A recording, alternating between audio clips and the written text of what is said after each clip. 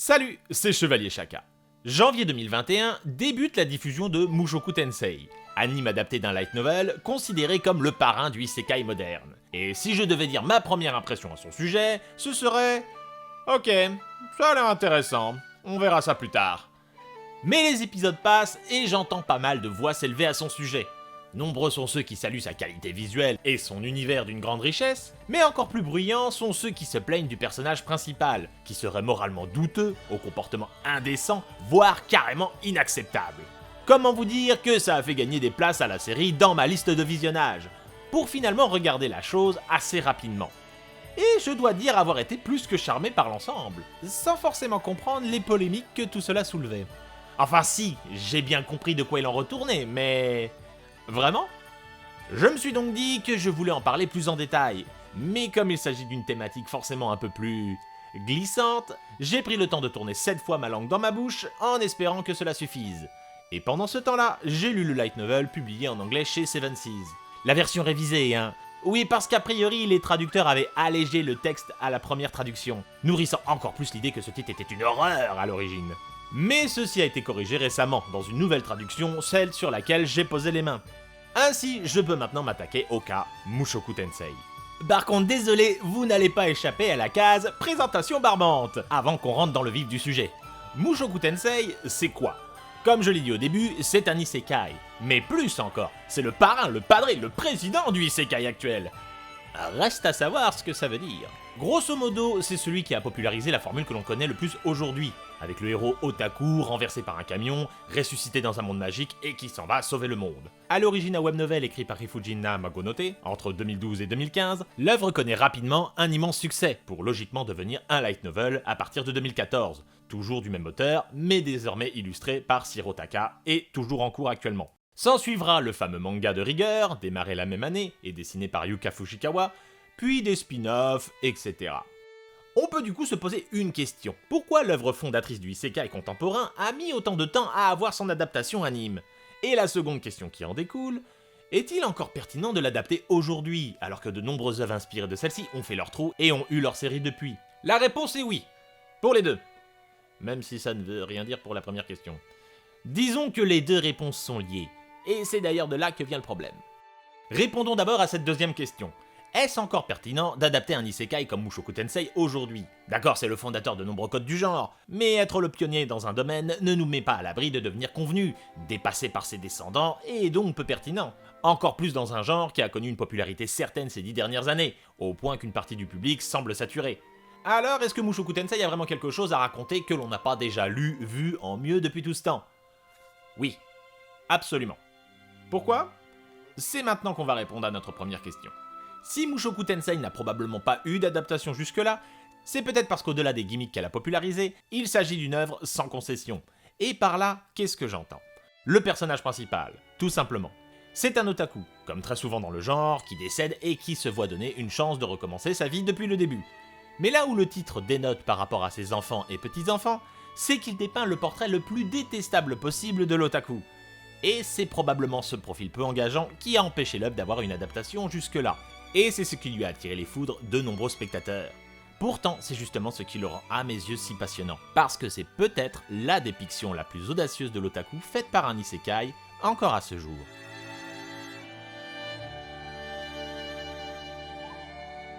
Si l'on compare avec n'importe quelle œuvre de la même époque, on se rend compte que le personnage principal isekai de base est souvent décrit comme un banal otaku, avec de faibles compétences sociales, sans aucun talent particulier. Sauf qu'en vérité, cette description est souvent fallacieuse. Rien que la fameuse banalité physique n'empêche pas le protagoniste d'être relativement beau, sans réel handicap qui le rendrait repoussant envers son futur potentiel harem. Ensuite, pour des personnages soi-disant asociaux, la composante principale d'un otaku, la plupart ont souvent une aisance dans le langage et un sens de la répartie bien aiguisé, faisant qu'ils attirent souvent la sympathie et la bienveillance autour d'eux. Comme si au bout du compte, ce n'était pas de leur faute s'ils étaient isolés, mais la société dans laquelle ils vivaient qui les bridait. Il leur suffisait juste d'être téléportés / réincarnés dans un autre monde pour laisser s'épanouir tout leur potentiel et avoir un harem. C'est donc une vision très fantasmée et idyllique de l'otaku moyen. Or, ce n'est pas le cas dans Mushoku Tensei. Ici, le personnage principal, avant d'être réincarné en celui qui sera nommé Rudeus, représente le profil le moins flatteur possible, Adulte de 34 ans, donc plus âgé que la plupart des autres séries, obèse, hikikomori, n'ayant jamais eu de relation avec le sexe opposé, souffre-douleur de ses camarades de classe, avec désormais un penchant douteux pour la pornographie lolicon. Or, l'isekai étant généralement un appel au spectateur à se transposer dans son héros, on n'en a pas vraiment envie ici. Ce qui est compréhensible. Mais c'est justement la force du récit, qui, pour une fois, n'hésite pas à présenter l'otaku dans ses aspects les plus dérangeants. Certes, il cumule ici toutes les tares possibles et frôle légèrement la caricature, mais ce profil dans ses excès est finalement plus proche de ce qu'est un otaku, plutôt que cette vision fantasmée coutumière présente dans les isekai. Car ces otaku existent, et nombreux sont ceux à flirter avec cette description sans se l'admettre.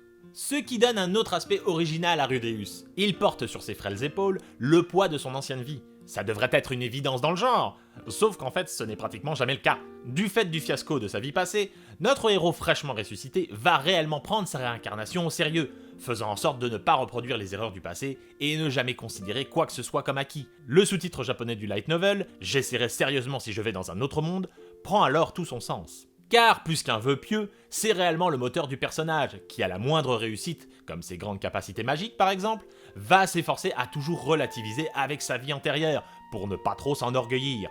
Ce qui fait qu'au fur et à mesure que notre personnage principal évolue, on découvre également des choses sur son ancien lui, et ce n'est jamais reluisant. Alors que la plupart des isekai font table rase du monde réel, ne laissant filtrer que quelques bribes d'informations, quand ce n'est juste pas rien du tout. Et lorsque je dis qu'il porte sur ses épaules son ancienne vie, c'est aussi dans ses travers.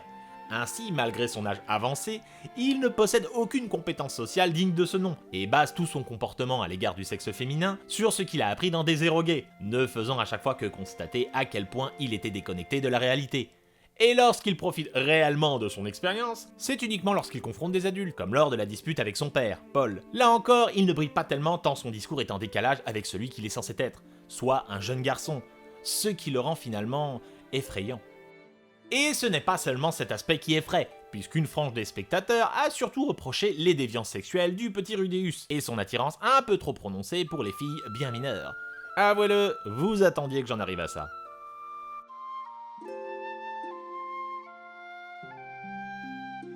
Occupons-nous immédiatement de la question qui fâche. Est-ce que Rudeus était un pédophile dans son ancienne vie? Par définition, oui. Avoir une attirance sexuelle pour des enfants est considéré comme tel, donc on ne va pas faire des ronds de jambes pour essayer de détourner notre regard du terme.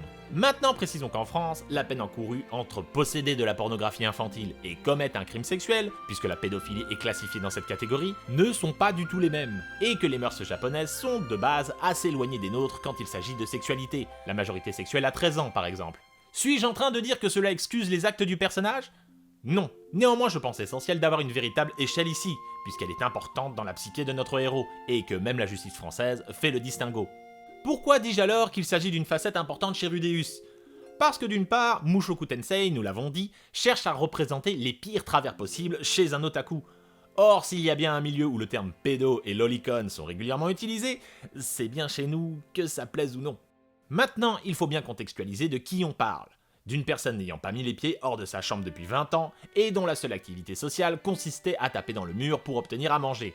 Nous sommes dans une caricature extrême volontaire, bien entendu que son comportement est fait de sorte de nous choquer. Et je ne cherche en rien à dédouaner quoi que ce soit ici, puisque ce n'est pas non plus ce que cherche à exprimer l'auteur à mon sens. En réalité, pour peu que vous ayez connu un isolement similaire et autres brimades de vos camarades, profil assez récurrent de l'otaku, vous saurez que l'enfermement et le repli sur soi-même aura tendance à rendre vos repères moraux de plus en plus flous. N'ayant plus de respect pour vous-même, vous commencez à ne plus en avoir pour les autres et la société. Vous allez alors commencer à vous autoriser des comportements et actes répréhensibles moralement, que vous n'arriverez même plus à jauger comme tels. Après tout, c'est à travers un écran. Vous ne faites de mal à personne, hormis vous-même en fait. Du moins, c'est ce que vous pensez à ce moment-là. C'est à mon sens ce que cherche véritablement à transmettre l'œuvre, puisque jamais elle ne glorifie son personnage et lui-même n'oserait pas le faire. Rudeus et son lui du passé ne cessent de se considérer comme la pire des ordures. Ce n'est donc pas une glorification, mais peut-être bien un désir d'ouvrir les yeux à une frange du public.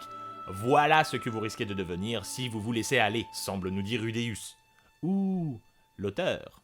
De ce fait, puisque l'intention de l'œuvre n'est pas en soi immorale, comment cela se fait-il que la série ou le light novel soit la cible de critiques aussi virulentes ? Je me suis longuement posé la question, et cela m'a amené à deux réflexions.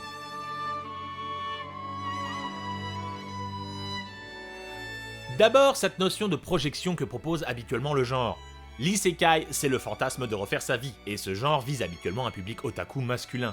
Or, habituellement, on se projette dans un adolescent embarqué dans un monde fantastique où il est le centre d'attention et autour de qui se bâtit généralement un harem de jeunes filles. Et ça ne nous pose pas de problème, très certainement parce qu'on ne se remet pas en cause nous, le spectateur.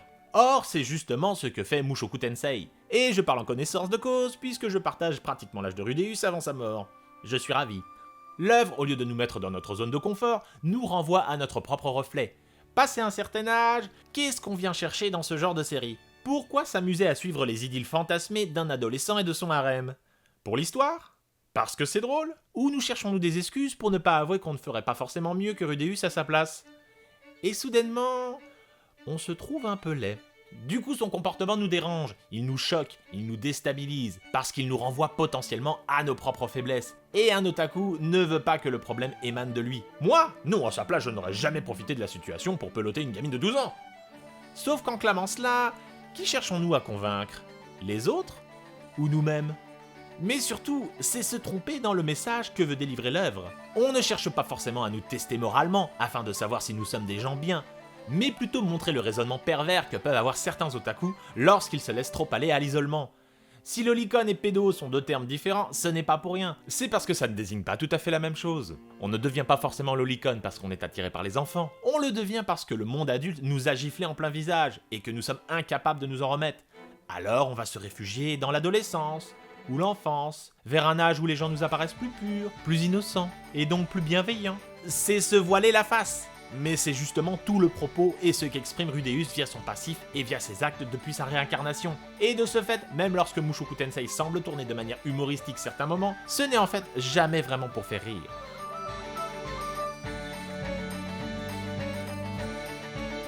Ce fut mon autre point de réflexion, la facette de l'humour. Soyons honnêtes quelques minutes, la tradition du vieux maître pervers est un poncif dans le genre Neketsu. J'ai été personnellement biberonné à ce genre de profil dans ma jeunesse. Aposai dans Ranma 1/2, Muten Roshi dans Dragon Ball, Matorif dans Dragon Quest. Le vieux cochon qui veut peloter de la jeunette et sniffer leur culotte, ça ne date pas d'hier. Pourtant, rares sont ceux qui vont critiquer ce comportement dans ce genre de titre. On va déjà justifier le fait que les filles sont plus âgées, même si techniquement toujours mineures, hein, et que les types en question ont une différence d'âge encore plus prononcée que pour Rudeus. Et puis on va dire que c'est de l'humour, qui abonde au l'humour, il faut le dire. Parce que considérer que Jiraiya, qui demande à Naruto, 12 ans, de faire un sexy no jutsu pendant les entraînements, ou Meliodas, 3000 ans, dans Seven Deadly Sins, qui trépote Elisabeth sans consentement, c'est acceptable parce que cela relève de l'humour, c'est avoir un sens moral aussi fixe qu'une girouette. Ne croyez pas que je sois en train de condamner toutes ces séries pour user d'un tel humour graveleux.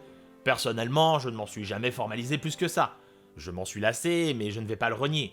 Et encore moins le reprocher à des œuvres qui ont 30 ans passés.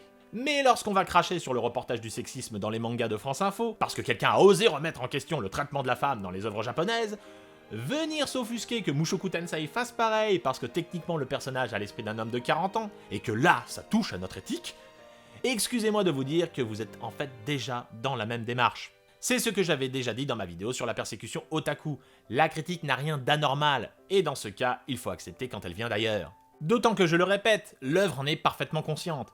Ainsi, la fameuse séquence où Rudeus retire les collants d'Eris tandis qu'elle dort ne cherche en rien à être drôle. Au contraire, elle joue justement du cliché de l'excuse du vieux maître pervers, qui justifierait son comportement par une sorte d'humour un peu ringard.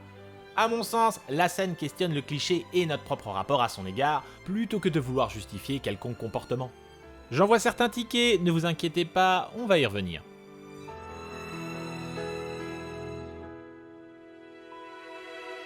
Il faut comprendre que c'est justement tout le cœur du développement de Rudeus, un personnage qui n'a que les animes et les jeux de drague pour seul guide de relations humaines, qui croit que parce que c'est une réincarnation, il peut se permettre de se comporter comme dans un manga ou un jeu vidéo, ou devrais-je dire, c'est juste qu'il ne connaît que ça. Sauf qu'à chaque fois qu'il le fait, c'est une catastrophe, faisant la démonstration de son incompétence sociale, renvoyant encore une fois au spectateur/lecteur le message que non, la vie ce n'est pas un éroguet, et que personne ne va s'offrir à nous soudainement parce que notre silence nous rend mystérieux. Ce genre d'erreur, il va les commettre également dans des situations autres que celles un peu coquines, et également dans les combats qu'il conçoit comme un RPG, pour à chaque fois se prendre la réalité en plein visage.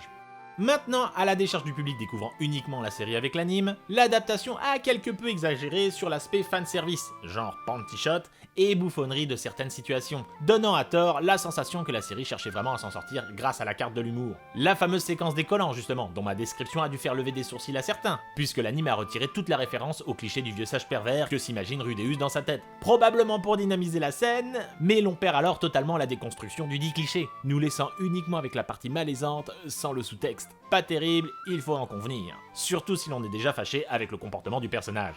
L'autre problème serait la fameuse scène d'intimité avec Eris, avec notre héros qui considère aller s'excuser après son faux pas, et puis c'est tout. Sauf qu'encore, le light novel va plus loin. Déjà, il est assez explicité que si Eris se retrouve dans sa chambre dans cette tenue, c'est probablement un coup chapeauté par ses parents. Mais surtout, en plus de se rendre compte de son incompétence à la comprendre, Rudeus n'hésite pas à se remettre totalement en question, se qualifiant de déchet qui ne mérite pas de juger les autres comme il le fait, et que dès le lendemain, il fera son pactage pour aller mourir sur les routes, explicitant de manière assez concrète que le personnage se prend une véritable leçon au visage, et qu'il ne se considère pas mieux que ce que pense le spectateur de lui à ce moment. Or, c'était important dans son développement. Maintenant, hormis ces deux séquences, les plus problématiques, admettons-le, la lecture que j'ai faite de la série n'était pas tellement différente de celle du light novel. Disons juste que le matériel originel n'a fait que confirmer ce que je soupçonnais déjà. Beaucoup d'exagération de la part d'une frange du public.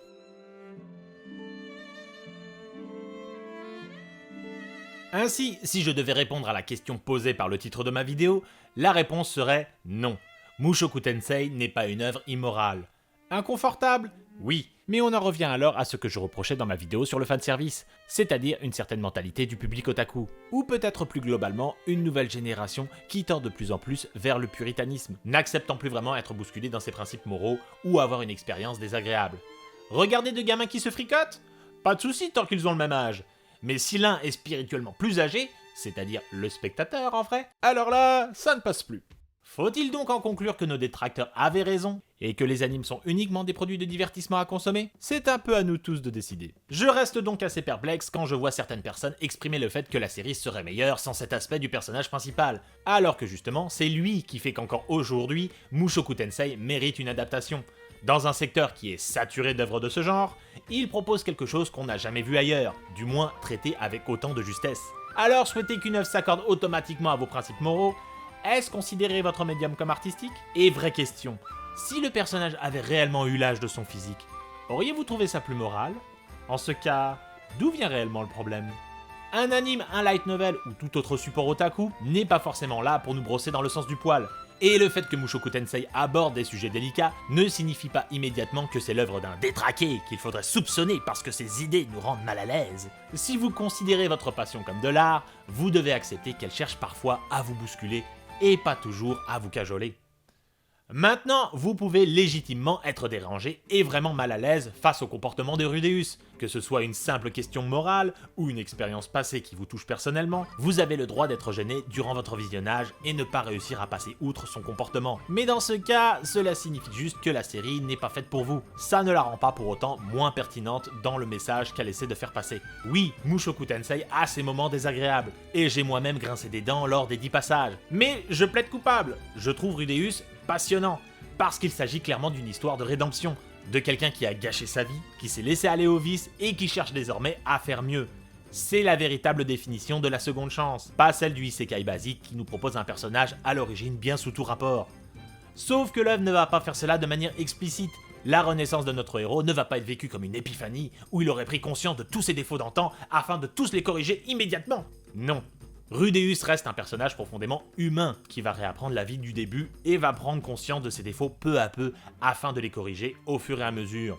Il faut donc accepter que pour une fois, vous n'allez pas forcément apprécier le personnage principal dès le premier épisode. Le pire dans tout cela, c'est que je n'ai parlé que de l'aspect polémique du titre. Et non, je ne l'ai pas fait pour surfer sur quoi que ce soit. Déjà parce que je sais pas surfer, c'est juste que c'est ce que je fais en fait. Autrement, défendre un perso principal aux tendances pédo, y a mieux comme accomplissement dans la vie. Le fait est qu'en dehors de cela, Mushoku Tensei est un isekai de haute volée. On a parlé principalement de Rudeus, mais la force du titre c'est de donner réellement cher à tous ces personnages. Tous ont leur façon de penser, leurs propres problèmes et leurs propres ambitions. Ils ne sont pas réduits à de simples PNJ pour faire avancer la quête du héros. D'ailleurs, le dit héros n'en est tout simplement pas un. Au niveau de l'anime comme du light novel, celui-ci est juste un gamin talentueux en magie qui cherche à réussir sa vie, prenant à bras-le-corps le concept isekai, qui est la chance de recommencer sa vie à zéro. Oui, on nous parle de dieux démoniaques et autres menaces gigantesques, et l'on se doute que Rudeus et ses compagnons y seront mêlés à un moment ou à un autre. Mais pour l'instant, il est très loin de tout ça, et cherche simplement à vivre sa vie. Approche très Slayeresque si vous voulez mon avis, et comme j'aime Slayers, j'ai tout dit je pense. Mais surtout, l'écriture du light novel est incroyablement appliquée. On ne s'en rend pas toujours compte dans l'anime, néanmoins, s'il est d'une telle qualité, c'est probablement parce que le matériel original l'est également. Niveau light novel, Mushoku Tensei sort clairement du lot, avec un réel style et qui prend le temps de développer son univers et ses personnages correctement, et dont on ne peut pas toujours prédire où il veut nous emmener. Si le père des isekai contemporains a toujours valeur à être adapté aujourd'hui, c'est peut-être parce qu'il s'agit encore de l'un des meilleurs à ce jour. Oui, je l'ai dit. Du coup, on va peut-être conclure.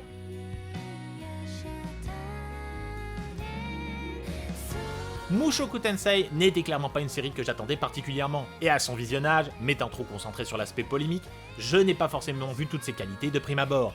Mais à force de le fréquenter, et en découvrant l'œuvre originale, j'ai commencé à faire plus que l'apprécier. Et, fait rare, à me questionner. Ce qui, à mon avis, est le signe d'une grande œuvre. Réduire toutes ces questions à « l'auteur a l'esprit tordu et ses fans sont déviants » est beaucoup trop simple à mon sens. Créer et publier une œuvre, c'est être un peu fou de toute façon. Et puis vu le nombre d'isekai bien moins honnêtes, et pas forcément plus moraux, j'ai du mal à croire qu'on peut résumer Mushoku Tensei à ça. Toute cette polémique, elle signifie peut-être qu'au fond, la série a mis le doigt sur quelque chose. Et même si on ne sait pas vraiment où l'histoire va nous amener, et qu'il y a toujours le risque que cela finisse par tourner en rond et finalement rendre tout ce qu'on vient de raconter ici un peu vain, pour l'instant, je me contente d'apprécier le voyage. Et qui sait, peut-être que j'en reparlerai à l'avenir, mais pas pour son aspect polémique. Ouais, ça me tente bien. Merci d'être passé me voir, et à une prochaine!